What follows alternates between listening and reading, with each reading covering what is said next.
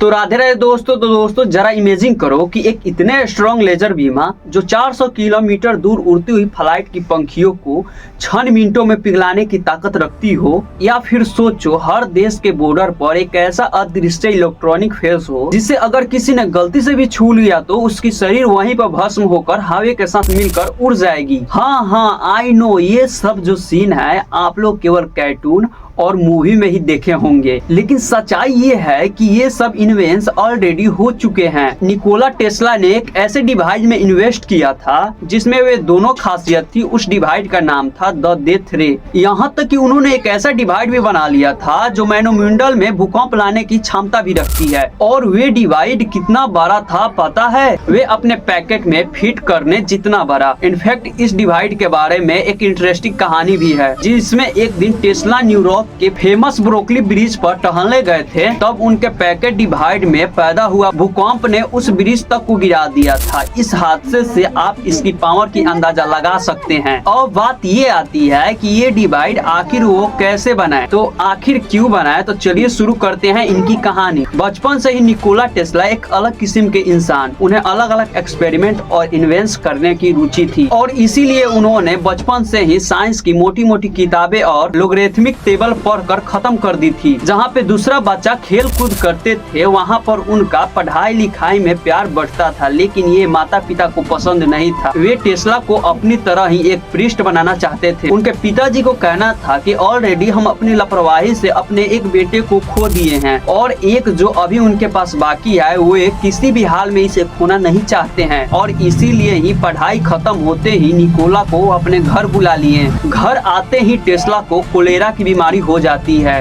वे भी इस तरह जकड़ लेती है कि उनके सर पर मौत मंडराने लगती है। पर मौत को सामने देखकर भी उनकी एक ही जिद थी, और उन्हें कैसे भी इंजीनियरिंग करनी थी। टेस्ला के पिता के पास दो ही रास्ते थे, या तो उनके बेटे की मौत और दूसरी इंजीनियरिंग कर देने की इजाजत। टेस्ला के बिगड़ती हालत को देखकर उनके पिताजी ने दूसरी रास्ता अपनाया। ऑफ कोर्स इजाजत देने के बाद कुछ ही दिनों बाद टेस्ला पूरी तरह ठीक हो गया, और उन्होंने इलेक्ट्रॉनिक इंजीनियर करने के लिए अपना एडमिशन ऑस्ट्रेलिया के पॉलिटेक्निक यूनिवर्सिटी में ले लिया। वे अपनी एसी करंट इन्वेंशन को लेकर सीधे पहुंचे थॉमस एडिसन के पास, पर एसिड ने अनफॉर्चुनेटली उनके एसी करंट के कॉन्सेप्ट को पूरी तरह से खारिज कर दिया और अपने डीसी करंट पर काम करने के लिए खारिज कर दिए। कहा कि एक कॉन्सेप्ट चलेगा आगे मार्केट में। बस टेस्ला इससे बिल्कुल कन्विंस नहीं थे। उन्हें डीसी करंट में बहुत सारे फॉल्ट्स दिखाई दे रहे थे और उस पर वे काम नहीं करना चाहते थे। इसीलिए वे एडिसन की कंपनी को छोड़कर खुद की एक कंपनी शुरू कर दी, टेस्ला इलेक्ट्रॉनिक नाम के। इस कंपनी को पूरा दुनिया में प्रोड्यूस किया। सबसे पहले एसी करंट, और टेस्ला बन गए the father of the AC current. फिर यहाँ से टेस्ला की जिंदगी ने अलग ही रुख ले ली। इस सक्सेस के बाद उनके जिंदगी में इस तरह की इन्वेंट्स की सिलसिला शुरू हो गया।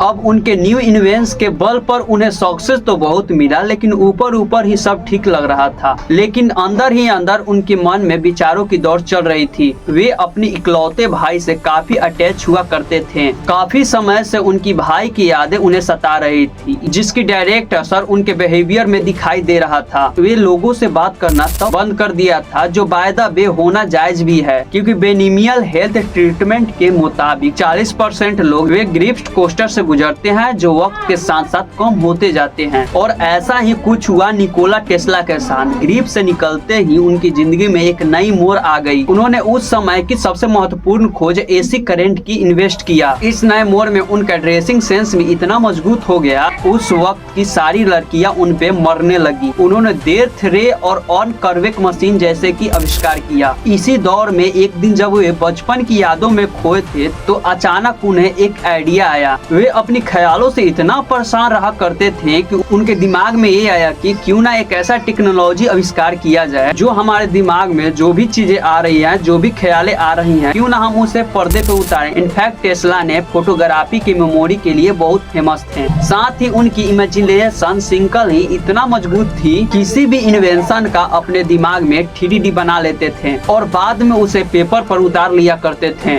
इसीलिए इस इन्वेंशन के बारे में विजुअलाइज करके लोगों के सामने उन्होंने अपना शॉर्ट कैमरा दुनिया के सामने पेश किया। उनका आइडिया काफी सिंपल था। इसमें होगा ये कि दिमाग में हम कुछ भी सोचेंगे तो उसकी इमेज हमारी रेटिना पर क्रिएट हो जाए, और किसी सिंपल ऑपरेटर की मदद से उसे रीड करके किसी स्क्रीन पर प्रोजेक्ट किया जाए। सिंपली इससे अगर कहा जाए तो हमारी आंखें प्रोजेक्ट की तरह काम करेगी, और अगर ऐसा हुआ तो हमारा दिमाग एक खुली किताब बन जाएगा। सो उनका कॉन्सेप्ट, उनका आइडिया काफी बेहतर था और यूनिक भी तो था, पर उन्हें सच में ये नहीं पता था कि सच में रेटिना पर थॉट्स की इमेज क्रिएट होती है। वजह से उस टाइम ये चीज नहीं बन पाए, लेकिन प्रेजेंट में उसके इसी टेक्निकल पर कई सारे साइंटिस्ट अभी भी रिसर्च कर रहे हैं। आज की तारीख में साइंटिस्ट को कामयाबी मिली है, तो जी हाँ, साइंटिस्ट ने एक ऐसी मैकेनिज्म बनाया जो कि एआई की मदद से न्यूरॉन के मूवमेंट को टेक्स्ट में कन्वर्ट किया गया, यानी कि यस थॉट्स को पिक्चराइज किया जा रहा है। हालांकि अभी भी इस पे रिसर्च और डेवलपमेंट जारी है, ये पूरी तरह से टेक्नोलॉजी डेवलप नहीं हुई है, लेकिन इस समय हम काफी नजदीक मूवमेंट पे हैं। अब भले ही निकोला इस डिवाइस को बना नहीं पाए, लेकिन उन्हें विश्वास था कि आज नहीं तो कल कोई भी इसे तो बना ही लेगा, और इसीलिए ऑन द हॉर्डर रेड ने इलेक्ट्रॉनिक पर रिसर्च करना कंटिन्यू कर दिया। उन्होंने तो इलेक्ट्रिसिटी को प्रोड्यूस कर ली थी, पर उससे वे सभी घरों में पहुंचाने के लिए एक डिवाइस की खोज में थे। वे एक ऐसा डिवाइस जो काफी छोटा और बहुत पावरफुल हो, और वो ऑलरेडी एक ऐसा डिवाइस बना लिया जो ओसिलेशन की मदद से इलेक्ट्रिक करंट ट्रांसफर करता है,